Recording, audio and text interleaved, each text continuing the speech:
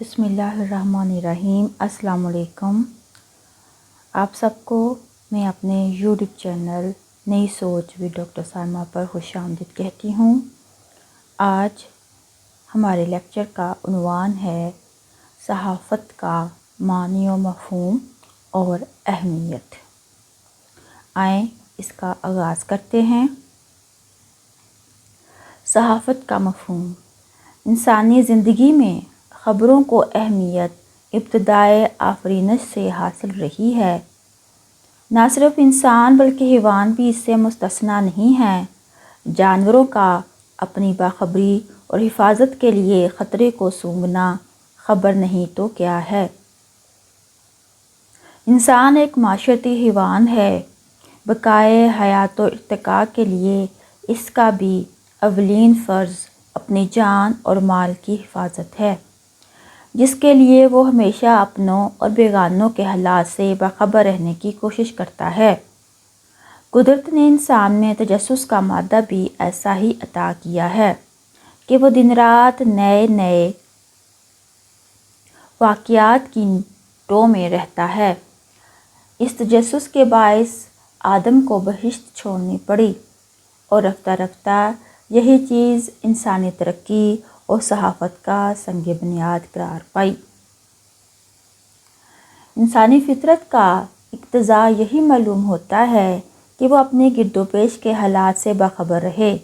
یہ چیز انسان کی فطرت میں داخل ہے کہ جو کچھ وہ سوچتا ہے اور محسوس کرتا ہے اس میں دوسرے ہم جنسوں کو بھی شریک کرنے کی کوشش کرتا ہے۔ انسان کی اسی فطری خواہش نے صحافت کو جنم دیا اور انسان نے اپنے سفر ارتقاء کے مختلف ادوار میں اس سے اپنی مختلف ضرورتیں پوری کیں۔ انسانی جماعتوں اور ان کے حکمرانوں نے ہمیشہ ان واقعات اور حالات کی مکمل اور صحیح اطلاع حاصل کرنے کی کوشش کی جس کا تعلق ان کی فلاح و بہبود سے رہا ہے۔ چھپائی اور خبر رسانی کے فن جاننے اور ان دونوں کے باہمی ربط کو معلوم کر لینے کے ساتھ ہی انسان کے اندر اس کی خواہش ہی نہیں بلکہ تڑپ پیدا ہو گئی کہ دیس بدیس کے پل پل بدلنے والے نئے نئے حالات جلد از جلد معلوم کر لیے جائیں۔ انسان نے اپنی اسی خواہش اور اسی تڑپ کو چھپائی اور خبر رسانی کے حوالے سے صحافت کا نام دیا۔ صحافت کی تعریف۔ صحافت عربی زبان کے لفظ مصحف سے ماخوذ ہے جس کے لغوی معنی کتاب، رسالے یا صفحے کے ہیں۔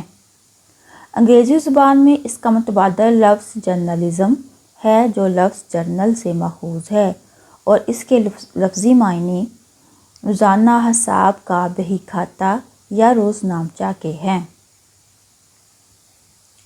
زمانہ قدیم میں صحف یعنی صحیفہ اور صحائف کی اصطلاحیں مقدس تحریروں کے لیے مخصوص تھیں۔ قرآن مجید میں لفظ صحیفہ 8 مقامات پر آیا ہے۔ مقدس کتب یا آسمانی صحائف کے قلمی نسخے تیار کرنے والے خوش نویس صحافی کہلاتے تھے۔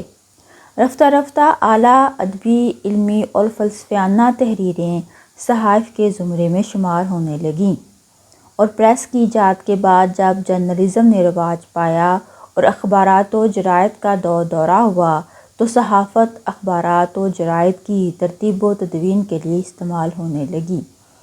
پھر سلسلہ وار مطبوعات کی تیاری سے متعلقہ تمام امور و طریقے بھی صحافتی سمجھے جانے لگے۔ ریڈیو اور ٹیلی ویژن کی ترویج کے بعد حالات حاضرہ سے متعلق اظہار و ابلاغ کی تمام صورتیں بھی صحافت ہی کا ایک شعبہ تصور ہونے لگیں۔ چنانچہ صحافت کی اصطلاح ان تمام اجزاء پر محیط ہے جن میں اور جن کی وساطت سے خبریں اور خبری تبصرے عوام تک پہنچتے ہیں۔ ڈاکٹر عبدالسلام خورشید فن صحافت میں لکھتے ہیں کہ صحافت کا لفظ صحیفہ سے نکلا ہے۔ صحیفہ کے لغوی معنی ہیں کتاب یا رسالہ۔ بہرحال عملاً ایک عرصہ دراز سے صحیفے سے مراد ایسا مطبوعہ مواد ہے جو مقررہ وقفوں کے بعد شائع ہوتا ہے۔ چنانچہ تمام اخبار اور رسائل صحیفے ہیں، اور جو لوگ ان کی ترویج اور تحریر سے وابستہ ہیں انہیں صحافی کہا جاتا ہے، اور ان کے پیشے کو صحافت کا نام دیا گیا ہے۔ صحافت کا مقصد یہ ہے کہ لوگوں تک وہ حقائق پہنچائیں جن کو انہیں جاننا چاہیے۔ صحافت کی اہمیت یا دائرہ اثر۔ صحافت کا دائرہ اثر تمام شعبہ زندگی پر بالواسطہ اور بلا واسطہ ہے۔ ریڈیو ٹی وی کی ایجاد سے پہلے اور ان کی ترقی کی موجودہ دور تک پوری تاریخ ایسی مثالوں سے پر ہے جس میں صحافت نے براہ راست اور بالواسطہ عوام الناس کو متاثر کیا۔ سچ تو یہ ہے کہ فی زمانہ جب تک ہم صبح اخبار نہ پڑھ لیں یا ریڈیو سے خبریں نہ سن لیں، تمام دن ایک تشنگی اور ادھورے پن کا احساس رہتا ہے۔ جہاں تک پریس کا تعلق ہے، یہ ایک صنعت کے طور پر ملک کے معاشی نظام پر بھی اثر انداز ہوتا ہے، اور کسی ملک کے سیاسی نظام میں تو اس کا عمل دخل بہت زیادہ ہے۔ کسی ملک کا جو بھی سیاسی نظام ہے، پریس اسے مستحکم بنانے یا اس میں تبدیلیاں لانے میں اہم کردار ادا کرتا ہے۔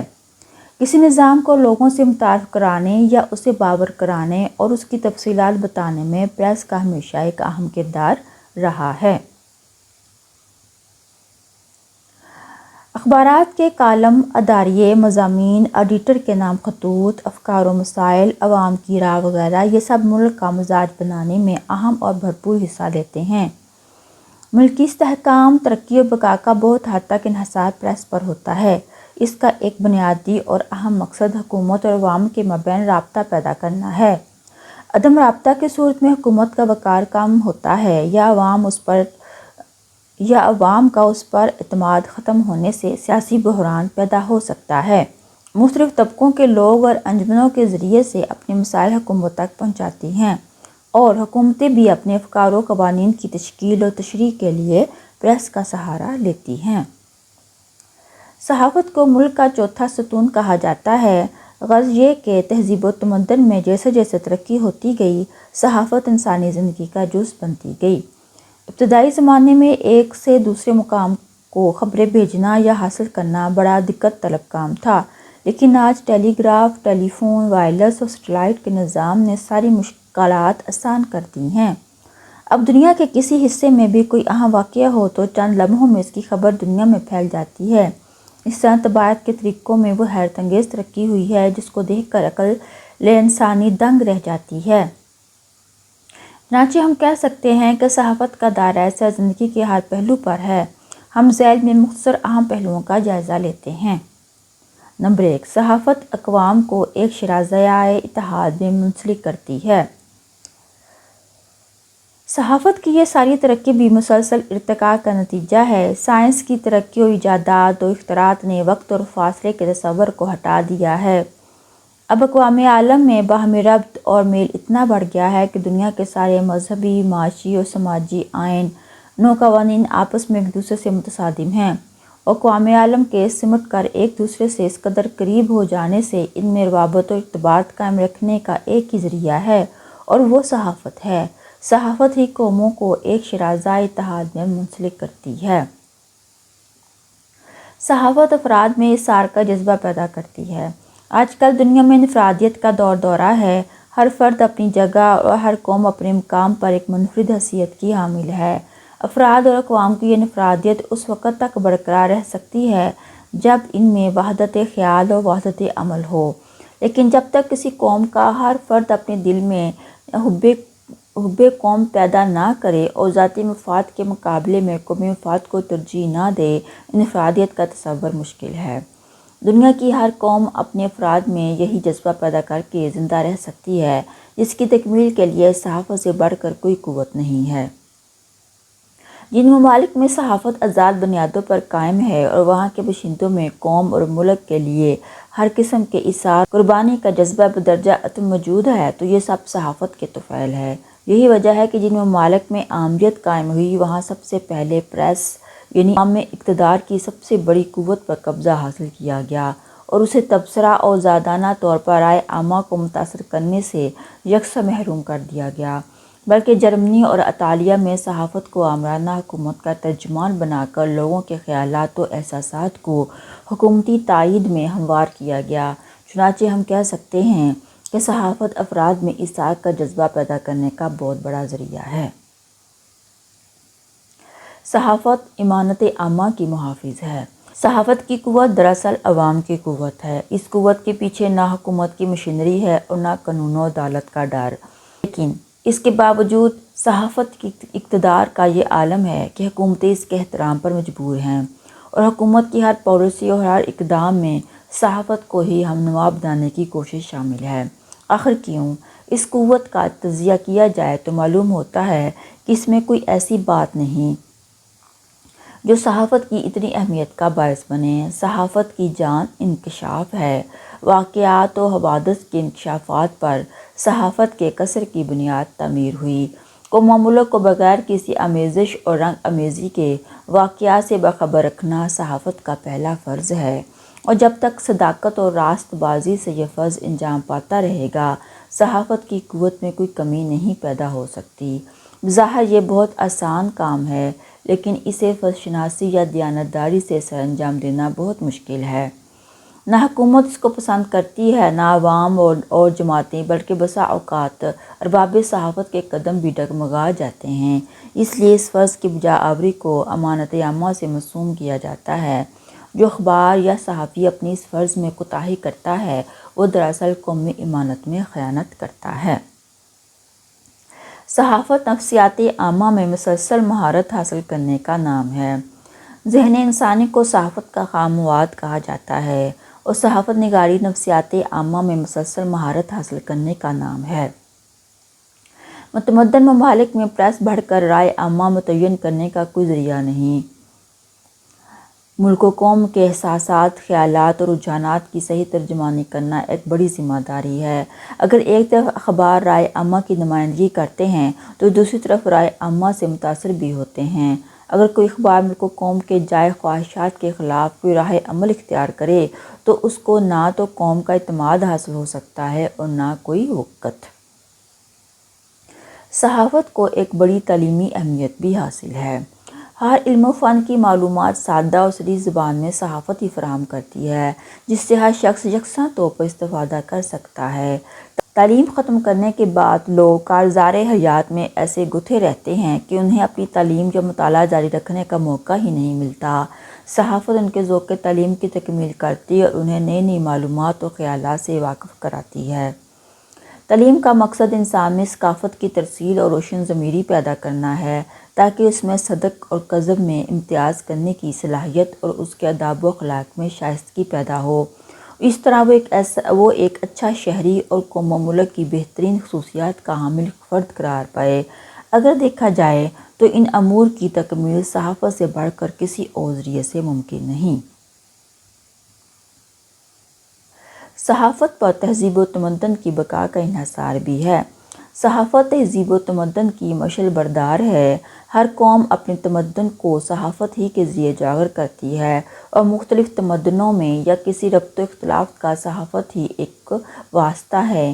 اس طرح تہذیب و تمدن کی بقا اور ترقی کا بڑی حد تک صحافت ہی پر انحصار ہے۔ صحافت قوم کے جذبات و احساسات کا آئینہ ہے۔ ہر ملک کی صحافت وہاں کے باشندوں کے جذبات اور احساسات کا آئینہ ہوتی ہے۔ اگر قوم ترقی یافتہ اور روشن خیال ہے تو صحافت بھی ترقی یافتہ اور روشن خیال ہوگی۔ اگر قوم تباہ حال اور محکوم ہے تو صحافت بھی اسی طرح ہوگی، لیکن اس کے باوجود صحافت ہی سے غلامی اور محکومیت کی زنجیریں کاٹی جا سکتی ہیں۔ جس قوم کی صحافت کا نصب العین حریت اور آزادی ہو، اس قوم کے عروج کا ستارہ بلند ہو کر رہے گا اور اس کا مقام دنیا کی آزاد اقوام کے دوش بدوش ہوگا۔ صحافت مشن ہے یا کاروبار؟ صحافت کے ذکر کے ساتھ یہ سوال آتا ہے کہ آیا صحافت کاروبار ہے یا مشن؟ ان دونوں پہلوؤں کو جانچنے کے بعد بھی ہم یہ فیصلہ کر سکتے ہیں کہ ہم صحافت کو مشن قرار دیں یا کاروبار۔ صحافت بطور مشن، اس میں شک نہیں کہ صحافت ایک عظیم مشن ہے۔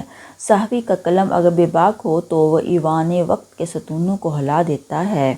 محض صحافت کی بدولت کئی ملکوں کی تاریخیں بنی، خود تشکیل پاکستان میں ہم صحافت کی خدمات کو کسی طور نظر انداز نہیں کر سکتے۔ صحافت کا اولین مقصد لوگوں کو حالات و واقعہ سے باخبر رکھنا اور ان کی رہنمائی کرنا ہے۔ صحافت معاشرے کا مزاج بناتی بھی ہے اور بگاڑتی بھی ہے۔ خصوصاً جمہوری معاشرے میں تو صحافت رائے عامہ کی ترجمان ہونے کے ساتھ ساتھ اس کی تشکیل بھی کرتی ہے۔